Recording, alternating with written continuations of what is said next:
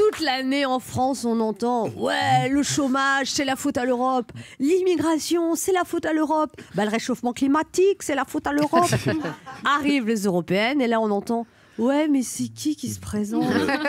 Ah bah non, le débat, j'ai pas suivi. Hein. Bon, de toute façon, je sais pas si je vais voter. Hein.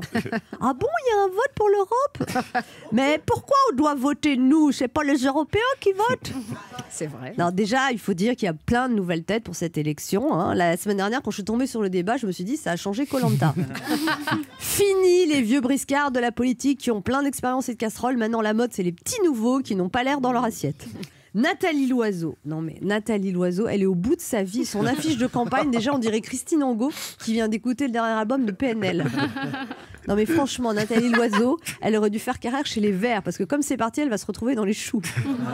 L'oiseau est bien parti pour s'envoler vers le sol. En même temps, quand on te désigne pour représenter Emmanuel Macron aux européennes, tu sais que tu vas prendre cher. Nathalie Loiseau, pendant le débat, elle avait la tête d'une saucisse végane tombée dans un chenil pour chien affamé. Raphaël Glucksmann, alors lui, il avait l'air préparé au débat comme un lycéen d'option L à qui on vient d'apprendre qu'il a un contrôle de maths surprise. Pujadas était à deux doigts de lui dire d'aller prendre un sucre à l'infirmerie. Non, ce qui est bien avec Raphaël Glucksmann, c'est que quand il va voir son score, il pourra prendre ça avec philosophie. Et oui, Raphaël Glucksmann est philosophe. C'est quand même fou de comprendre Nietzsche quand il dit Dieu est mort et de ne pas comprendre le bon sens quand on dit le PS est mort.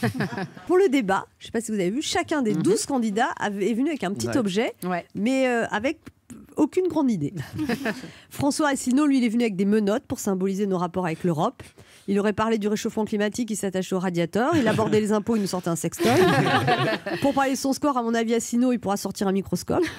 Florent Philippot, lui, il est venu avec une baguette, le symbole du pouvoir d'achat. Moi, j'ai pensé, tiens, le pauvre, il s'en sort pas après Le Pen, Le Pain.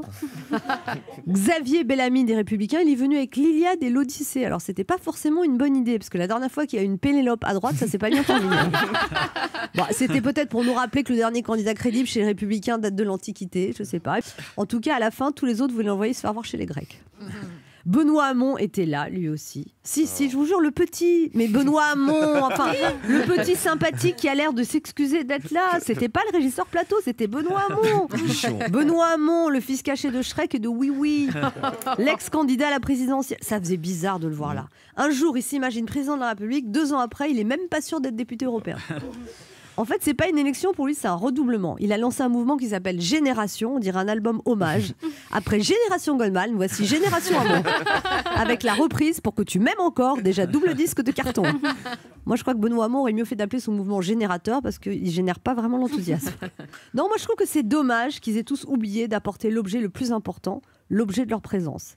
Il reste 50 jours avant les européennes et j'ai comme l'impression que ça va être long. Très long. Très long.